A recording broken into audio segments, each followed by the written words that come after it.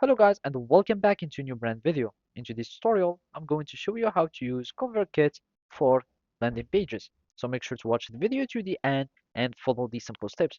So basically you will be needing to already have like an account on Kit and then you can log in into it. So I already have one and now we are on our dashboard.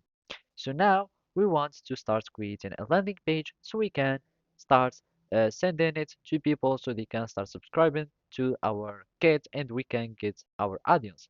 So from here you will find like broadcast and grow. And in the grow tab, we will find landing pages and forms.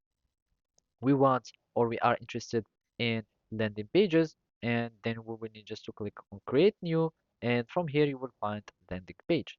So as you can see you will be able to choose either a template or you can start creating from scratch or anything that you would like.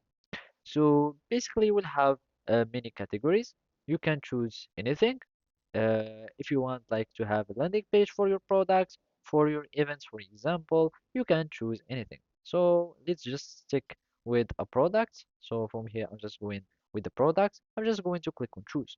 Now you will be able to start customizing your landing page. So here you will have the headings or the fonts, and basically you can click on any elements and you can start as you can see editing on your elements. So either you click on any element and you will find here that you will have the ability to start customizing anything on it. And basically you can give it its a name, you can customize every button from here and basically you will be able to have also like to start choosing whatever you'd like on it. So after that, you will be needing, or after customizing everything, you will be able to start clicking on publish, and that will publish your uh, landing page, and you can send it to other people.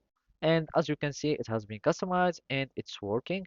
And if we click on uh, anything, and let's just do here anything.com and I'm going to click on sign up and as you can see we will be able to or we have a working landing page. So basically that's it. Thank you for watching and see you next time.